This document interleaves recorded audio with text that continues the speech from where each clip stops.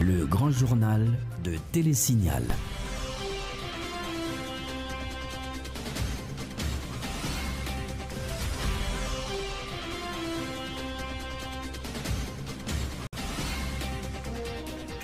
Bonjour, bonsoir, bienvenue pour cette nouvelle édition du Grand Journal sur Télésignal. Merci d'être avec nous. Tout de suite, voici nos titres. Inculpation du chanteur vedette de Djakout No. 1, Pouchon Duverger, dans le cadre de l'affaire Sonson La Familia. Le juge Sonel Jean-François a émis un mandat de comparution ce mardi contre l'artiste dont la formation musicale était très proche de présumé chef de gang Galil, spécialisé dans le kidnapping. Dans l'actualité également, Mirland Hippolyte Maniga s'associe à la position du mouvement patriotique de l'opposition démocratique MOPOD, qui rejette toute forme de consultation avec l'exécutif, mais reste ouvert aux négociations pour dénouer la crise préélectorale. Séance de travail entre le bureau de la Chambre basse et les présidents des différentes commissions de la Chambre des députés. Question de faire le bilan du travail des commissions. Le groupe Média Alternatif dénonce les violences exercées hier lundi par les policiers nationaux Alex Seyus et Jean-Daniel Erickson à l'encontre de la journaliste Gerdy Jérémy à Jacmel. Dans l'actualité aussi, retour au pays ce mardi du président Martelly et du Premier ministre Lamotte après une visite officielle de 48 heures en République d'Équateur, où ils ont notamment discuté coopération bilatérale avec le président équatorien Rafael Vicente Correa. Et puis, lancement ce mardi à l'initiative conjointe de l'Union européenne et de l'UNICEF d'un manuel sur les droits de l'enfant intitulé « Intégrer les droits de l'enfant dans la coopération dans le développement » et destiné aux acteurs impliqués dans les politiques de développement. Le développement de ces titres après la pause.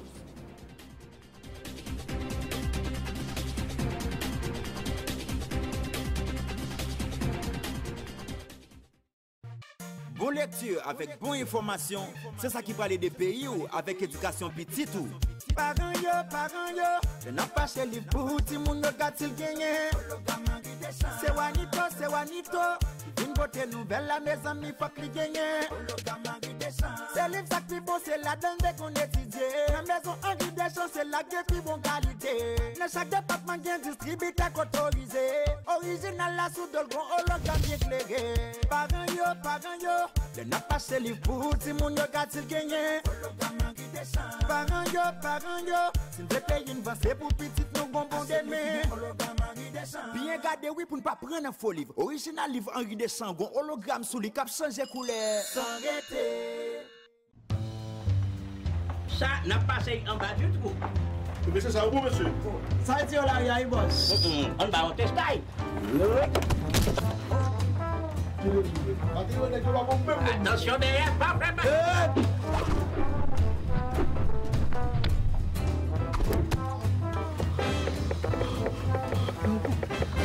Wilkie, viens t'admire.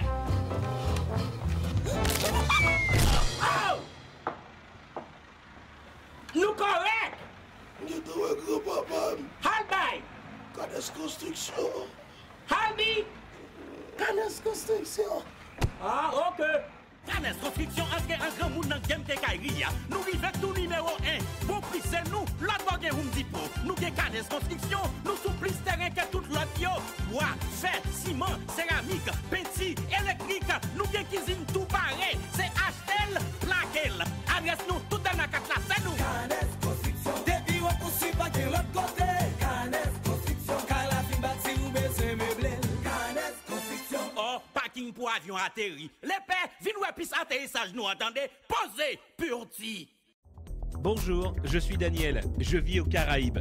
Malheureusement, quand il s'agit de shopping, je suis toujours à court de choix. Par exemple, la recherche d'un cadeau pour ma copine, ou un lecteur MP3, ou même un casque.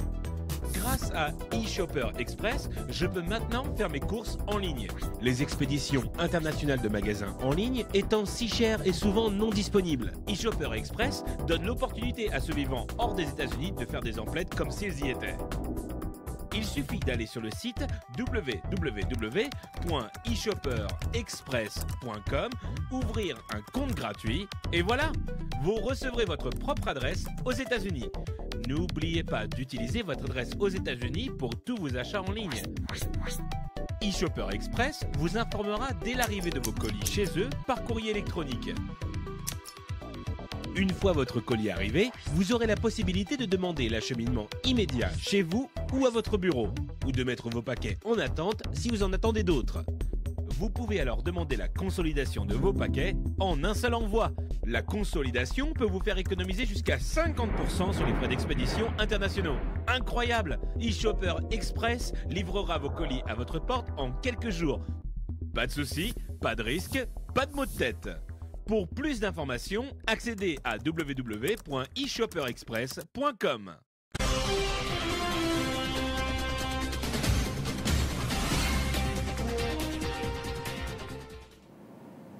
Merci de votre fidélité. Tout de suite, le développement du journal.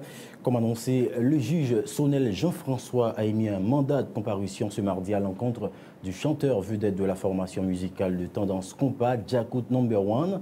Auguste Duverger, alias Pouchon Duverger, est inculpé dans le cadre de l'instruction de l'affaire Sonson La Familia. Ce chef de gang qui dirigeait le réseau mafieux dénommé Gang Galil, spécialisé dans des actes de kidnapping. C'est l'huissier Romuald Grandpierre qui a été chargé de remettre le mandat à M. Duverger dans sa résidence à Pétionville, accusé de kidnapping et trafic illicite de stupéfiants. Woodley Théard, dit Sonson La Familia, est incarcéré depuis le 8 mai 2014. Toujours dans l'actualité, le président du Sénat de la République, Simon Dieusoldera, appelle les acteurs politiques de la crise à mettre de côté leur intérêt personnel dans le but de prioriser d'abord Haïti.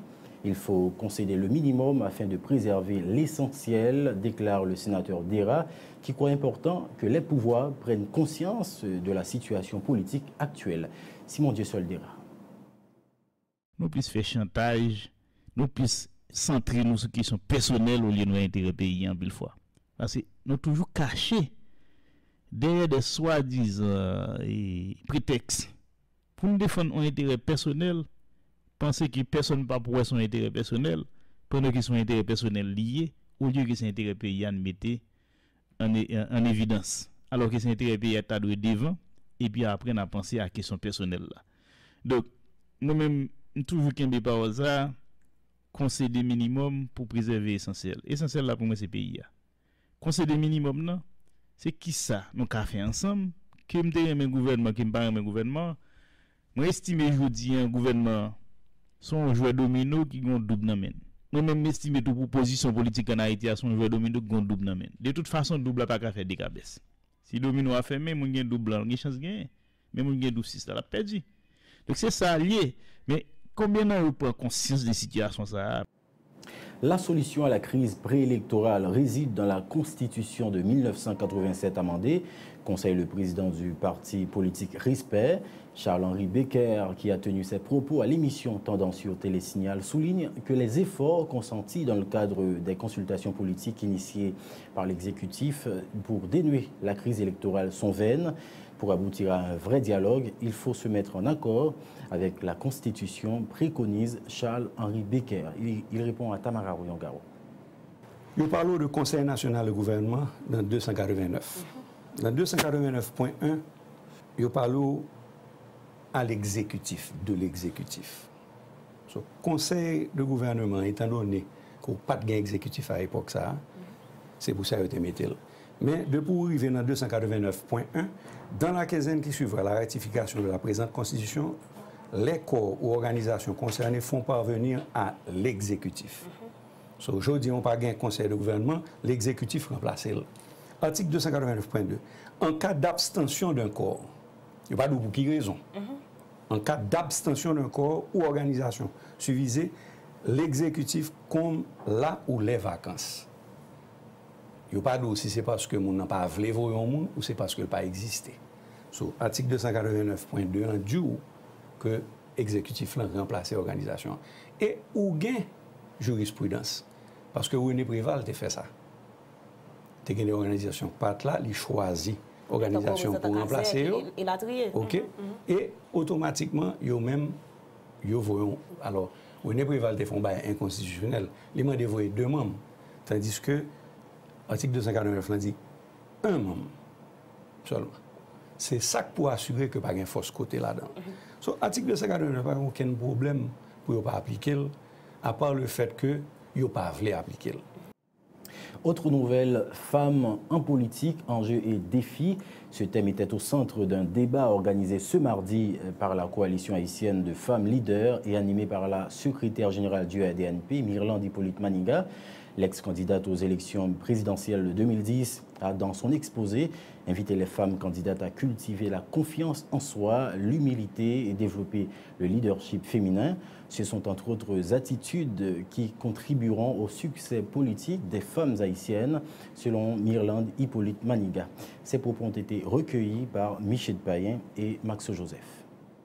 Je dis donc qu'une femme qui a des aptitudes à devenir leader a encore plus de difficultés, car elle doit le prouver dans une société qui ne fait pas de cadeaux aux femmes.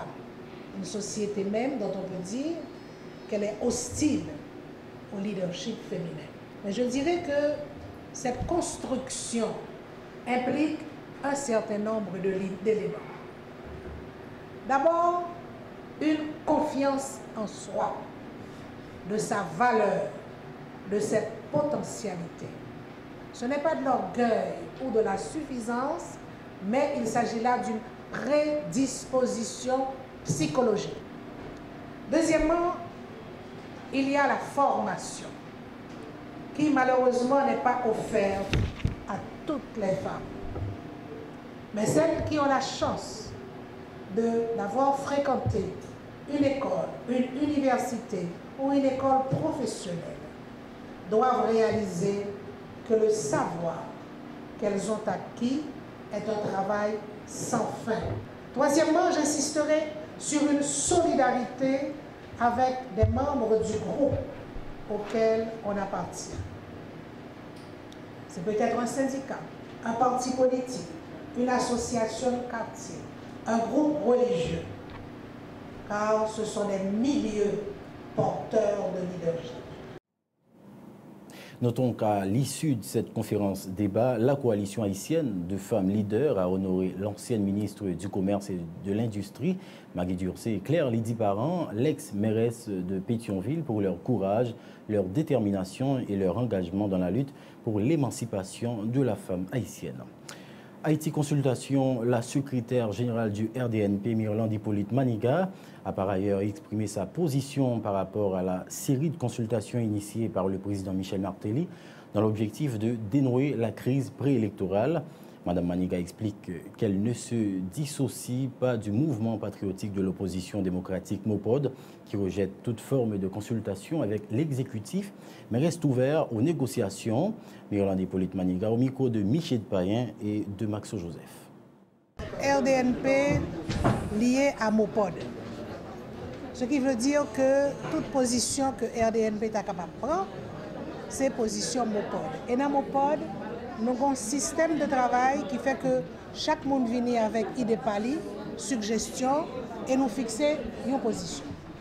MOPOD, de son côté, l'a boulé avec 5 autres partis politiques, pas besoin de dire, nous connaissons qui est sur eux, et dans réunion de 6 partis politiques, MOPOD sont rassemblement que lié, de réunion de partis politiques et de mouvements, de rassemblement, nous pratiquons les échanges, discussions, de sorte que ouais, ils ont sorti avec une lettre. Ce n'est pas attitude de tel parti politique ou de tel autre qui fait que ça bat l'encouragement pour le faire. Il est décidé à le faire. Depuis longtemps, il a annoncé. Dans la campagne, il a frotté main, il a demandé qui l'heure pour 12 janvier ça arrive, qui l'heure pour 12 janvier ça arrive. C'est ça, il y a tant. De sorte que ce n'est pas nous-mêmes qui avons provoqué lui de faire que le prend en position. Ça, il était déjà gagné. Si ce sont des négociations sérieuses, oui. Mais il n'y a pas de négociation jusqu'à présent. Monsieur, c'est consultation à la fin. Et nous-mêmes, dès le départ, nous disons nous-mêmes, nous pas dans consultation. Nous pensons que le problème pays est assez grave. Ce n'est pas un problème électoral seulement. Il y a des problèmes de fond pour nous capables de discuter avec lui, pour nous, si nous sommes capables de jouer nos terrains d'entendre, mais dans le cadre d'une négociation. C'était annoncé en titre. Le président de la République et le Premier ministre sont revenus au pays ce mardi après une visite officielle de 48 heures en République d'Équateur. Peu avant de quitter le sol équatorien, Michel-Joseph Martelly et Laurent Salvador Lamotte ont effectué une visite à l'ambassade d'Haïti où ils ont discuté avec l'ambassadeur d'Haïti en Équateur, Leslie David, le personnel de l'institution et les jeunes recrues haïtiens en formation en Équateur. Michel Martelly s'est également adressé à ses compatriotes vivant à Quito. Rappelons qu'hier, le président Martelly a eu une séance de travail au Palais national Carondelet de Quito avec son homologue équatorien Rafael Vicente Correa. Le renforcement des liens d'amitié et de coopération entre les deux pays, ainsi que la possibilité d'étendre la coopération bilatérale à d'autres domaines, étaient au centre des discussions. Comme annoncé, le groupe Média Alternatif, dont fait partie l'agence en ligne Alter Press, s'élève contre les violences exercées le lundi 10 novembre 2014 par des policiers nationaux, Alexeus alias Harley et Jean-Daniel Erickson, à l'encontre de la journaliste Gerdy Jérémy pour l'empêcher d'observer un mouvement de protestation de chauffeurs de mototaxi à Jacmel. Dans une note publiée ce mardi, le GM assimile cette bastonnade sur une journaliste femme, correspondante d'Alter Press et membre de l'équipe de nouvelles à Radio-Télé Express de Jacmel, à une tentative de poser des entraves à l'exercice régulier du métier d'informer. Le GM informe que la consoeur Jérémy s'apprête à porter formellement plainte contre ses agresseurs afin que ces derniers puissent répondre de leurs actes en dépit de l'annonce de la direction départementale de la police selon laquelle une enquête serait ouverte. L'institution se dit prête à fournir un accompagnement approprié dans le cadre des suites qui seront engagées dans cette affaire. Depuis l'année 2011, le mode de gestion de l'actuelle administration politique semble encourager les actes de violation de la liberté de presse en Haïti, estime le groupe Média Alternatif. Le GM invite les consoeurs et confrères journalistes à ne pas se plier dans le silence et à continuer de faire preuve de sagacité professionnelle dans la couverture des faits d'actualité sur le terrain, un droit garanti par la Déclaration universelle des droits humains et la Constitution de 1987. La chargée d'affaires de l'Union européenne en Haïti, Manuel Riccio, et le représentant de l'UNICEF en Haïti ont conjointement lancé ce mardi, à Port-au-Prince, en présence de la directrice générale de l'Institut du bien-être social et de recherche, Ariel Gentil-Vildroin, un manuel sur les droits de l'enfant intitulé « Intégrer les droits de l'enfant dans la coopération pour le développement », une initiative qui s'inscrit dans le cadre de la célébration du 25e anniversaire de la Convention relative aux droits de l'enfant le 20 novembre prochain, destinée aux acteurs impliqués dans les politiques de développement. Ce manuel vise à fournir les outils pratiques pour intégrer les droits des enfants dans leur planification et la mise en œuvre de leurs projets. Les explications d'Edouard Bergibder, représentant de l'UNICEF en Haïti, au micro de Vanessa Fridjin et Ephésien Mathieu. Ce guide va supporter notre vision à long terme dans la coopération et le développement. Ces 2 dernières années, le gouvernement haïtien a fait d'énormes progrès, non seulement le gouvernement, mais aussi le Parlement, dans le droit des enfants. Nous avons un cadre législatif aujourd'hui que nous n'avions pas il y a 2 ans. Nous avons eu la loi sur l'adoption, la loi sur la parentalité qui a été promulguée, nous avons eu la loi sur la traite, nous avons eu plusieurs conventions qui ont été ratifiées, comme la convention de La Haye sur l'adoption, les 2 protocoles additionnels contre la prostitution et contre l'usage des enfants en conflit armé. Nous avons eu aussi le code de la protection de l'enfant qui a été validé par le Conseil des ministres fin août de cette année. Ce manuel nous permet d'avancer non seulement, comme vous le disiez, pour l'UNICEF et pour l'Union européenne, mais aussi pour tous les partenaires, pour essayer d'avoir une vision à long terme dans la coopération et le développement. Ce manuel offre un ensemble d'instruments et de conseils pratiques sur la manière dont les droits de l'enfant et l'initiative visant à promouvoir le bien-être de tous les enfants peuvent effectivement être intégrés et mis en application dans l'ensemble des programmes d'aide au développement bilatéraux et multilatéraux. À l'occasion du lancement du manuel intégrant le droit des enfants dans la coopération au développement, la chargée d'affaires de l'Union européenne, Manuela Riccio, a estimé que la promotion des droits de l'enfant doit être au cœur des priorités de développement. La chargée d'affaires de l'Union européenne réaffirme le soutien de l'Union européenne auprès du gouvernement haïtien dans le domaine de l'éducation et allouera environ 100 millions d'euros sur une période de 7 ans à l'éducation. Manuela Riccio a profité pour annoncer une session de formation en droit international des droits des enfants prévue par l'Union européenne en partenariat avec l'ambassade de France en Haïti du 2 au 12 décembre prochain. Les propos de la chargée d'affaires de l'Union européenne, Manuela Riccio, au micro de Fridine Vanessa Dolcine et d'Ephésien Mathieu. La promotion des droits de l'enfant se doit de figurer au cœur des priorités de développement. L'Union européenne cofinance avec l'ambassade de France une formation en droit international qui est axée essentiellement sur les droits des enfants et qui aura lieu à Port-au-Prince du 2 au 12 décembre. Or, pour ce qui est de la coopération entre l'Union européenne et Haïti, le gouvernement et l'Union européenne ont décidé de placer l'éducation au sein des priorités de la coopération pour les 7 prochaines années, dans le cadre du programme indicatif national 2014-2020. Il y aura une centaine de millions d'euros qui seront alloués à l'éducation. Toujours dans le même dossier, la directrice de l'Institut du bien-être social et de recherche, Ariel Gentil-Vildroin, dit recevoir ce manuel sur les droits de l'enfant avec satisfaction. Pour la directrice du bien-être social et de recherche, intégrer le droit des enfants dans toutes les coopérations de développement est nécessaire. Ariel Gentil-Vildroin croit que tous les pays dits voulant atteindre leur objectif ne peuvent en aucun cas ne pas considérer les enfants comme étant l'avenir de ce pays. Les déclarations de Ariel Gentil-Vildroin, directrice de l'Institut du bien-être social et de recherche, au micro de Fridine Vanessa Dolcine et d'Ephésien Mathieu. Le gouvernement haïtien, particulièrement le bien-être social, reçoit avec beaucoup de satisfaction ce manuel.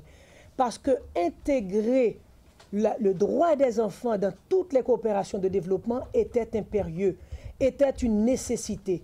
Tout pays qui veut atteindre ses objectifs ne peut pas ne pas considérer la relève, l'avenir de ce pays.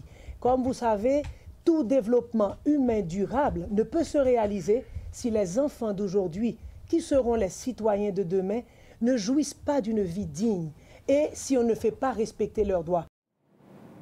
La suite du journal après la pub.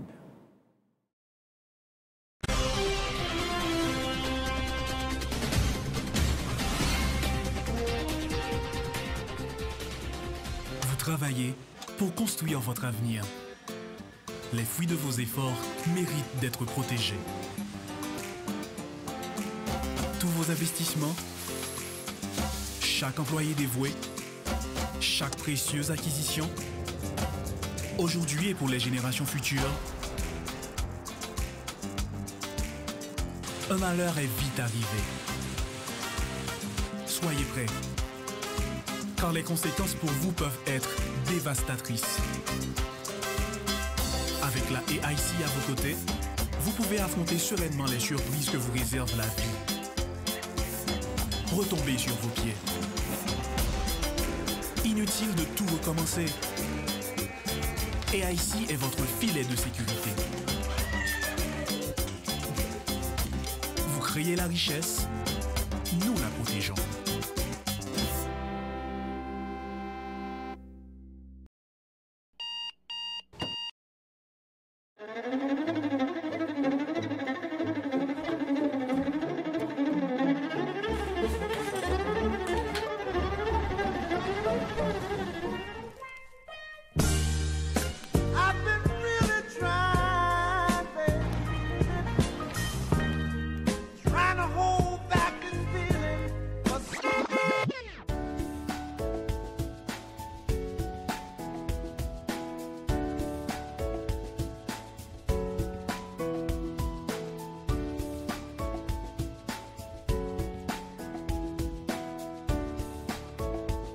Démaquillant, lotion après rasage et lotion rafraîchissante. Limacol. La fraîcheur de la brise dans une bouteille. Limacol est un produit de la Disprofar en vente dans tous les supermarchés et les pharmacies. Sous tête mon nou yo ak terre nou qui pi riche dans pays d'Haïti, n'a besoin de café qui gen nam, c'est Rebol sien. Sorti dans grand danse pour arriver dans grand nord, passer par plateau central, atterrir dans montagne Belancio, ak toute l'autre zone qui produit café dans pays a, nous mettons bons outils, bonne structure et surtout connaissance et confiance dans l'idée pour nous joindre pi bon résultat. C'est depuis notre cueilli grain café à passer dans traitement que nous mettons bon gens contrôle pour nous joindre pi bon qualité. Nous servons avec appareil moderne dans sécher, séparer et puis trier café à. 42 récoltes café nous gan sous tête nous là. Ben nous avons pile expérience dans causer traiter café. Volonté pour nous ba ou pi bon service chaque jour pi plus. Exiger nous servir avec matériel sophistiqué qui respecte normes et principes, avec différents mélanges nous. Sorti dans gourmet, de luxe, classique, rivé dans l'épibon, dans chaque paquet, dans chaque tasse, Rebo pote pour vous, pi bon goût café pays d'Haïti.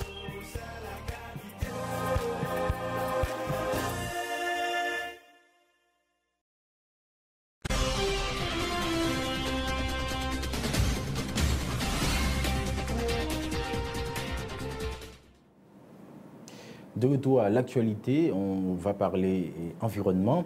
Qu'est-ce qui est responsable de l'état alarmant dans lequel se trouve l'environnement physique de notre pays? Une mauvaise gestion faite par les administrations antérieures, déplore le ministre de l'Environnement Jean-François Thomas, qui intervenait ce mardi lors d'une conférence de presse à la primature. L'environnement figure parmi les 6 œufs prioritaires de l'administration Martelly-Lamotte, aux côtés des élections et de l'éducation, par exemple. Selon Jean-François Thomas, l'état actuel de la dégradation de l'environnement constitue un danger pour le bon fonctionnement du pays. Jean-François Thomas au micro d'Esaü César et de Wendy Henry. Que nous avons une situation d'extrême vulnérabilité. Haïti, son pays qui, après plusieurs décennies de mauvaise gestion environnementale, vini entièrement fragilisé. Non seulement fragile parce que sont liés, mais deuxièmement, il est excessivement fragile parce que tu as des pratiques tout à fait néfastes, tout à fait mauvaises pour l'environnement. Nous gagnons forêt nous, bassin versant nous, les têtes nous qui entièrement dénudées. Ça veut dire que pendant des années, gagner une pratique de déboisement à outrance qui fait. Et ça qui est plus aggravé, c'est que déboisement fait, yo retiré sans yo pas mettre. Tandis que de l'autre pays voisin nous qui retiré mais yo mettait 3 fois plus que yo retiré. Tandis que là nous-mêmes nous rompre cycle là, nous déboiser et nous pas mettre. Deuxièmement, nous un phénomène construction anarchique yo. Nous vini constater que pendant des années, il y a eu beaucoup de troubles politiques effectivement et tout ça. Côté population envahit des zones qui pas des zones qui étaient propices à construction. En plus, nous gagnons un phénomène pollution dans ville. Ça veut dire que un pile moun gagne une mauvaise façon de disposer de déchets et en même temps pendant ces dernières années également tu gagné une mauvaise gestion même de la part de l'État de déchets. Ça encore, ce sont des choses que nous avons travail d'arrache-pied pour corriger avec l'autre institution.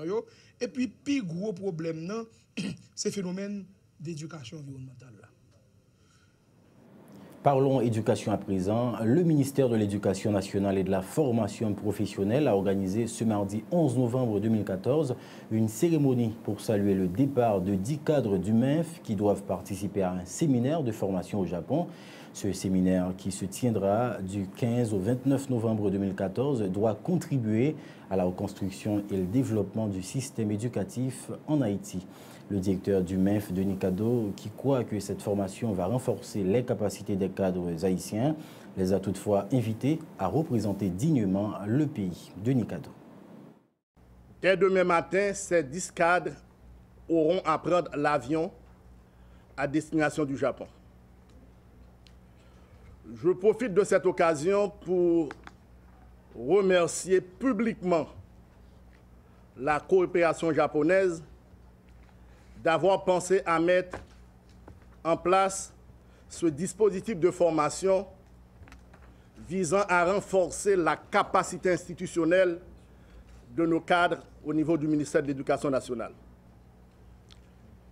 Madame, Messieurs les élus,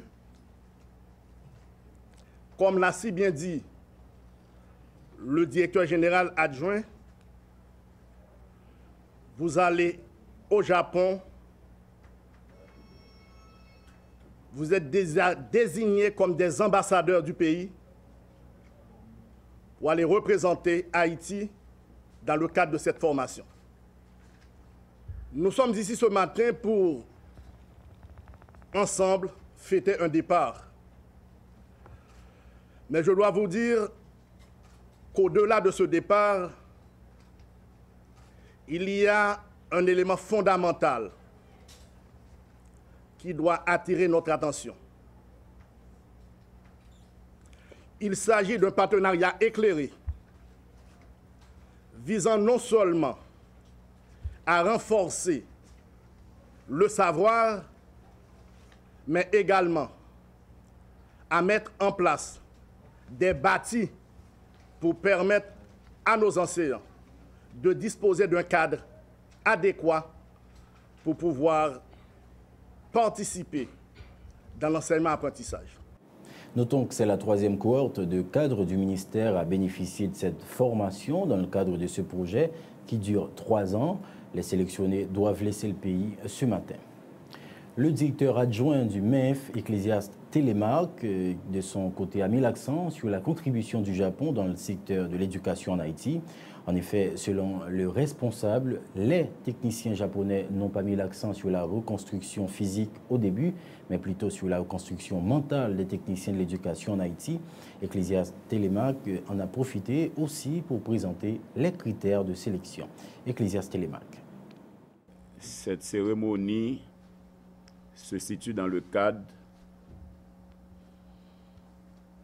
d'un appui que le Japon a décidé d'offrir à Haïti après le séisme du 12 janvier 2010. Appui qui consiste en la participation japonaise à la reconstruction du secteur de l'éducation, secteur qui a été fortement marqué par ce séisme. Évidemment, quand on parle de reconstruction, d'aucuns se plaisent à voir le côté physique des choses.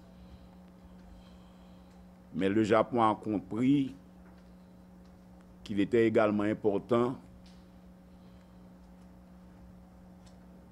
de statuer sur la reconstruction. Naturellement, est venu s'ajouter un autre aspect de la coopération qui consiste en la reconstruction, la réhabilitation, l'agrandissement d'environ 19 écoles nationales, dont 17 dans le département du Centre et 2 dans le département de l'Artibonite. Présente à la cérémonie, le directeur du bureau de l'Agence japonaise de coopération internationale en Haïti, Masumoto Hiromitsu, a apporté des précisions sur quoi ont porté les travaux des techniciens japonais dans le cadre du renforcement du système éducatif haïtien. Selon le directeur Hiromitsu, les travaux des techniciens japonais ont pris en compte les travailleurs de l'éducation. Masumoto Hiromitsu. À ce séminaire de formation sur la construction et le développement de l'éducation en Haïti.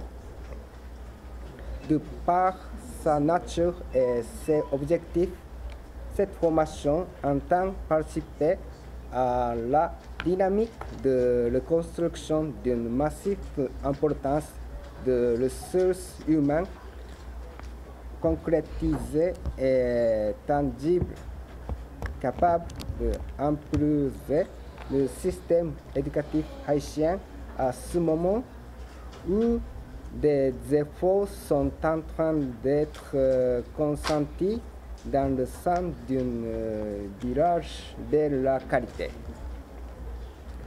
En effet, ce projet, commencé depuis 2011, a déjà permis permis la formation d'environ 20 personnes et tous ces cadres occupant un poste de responsabilité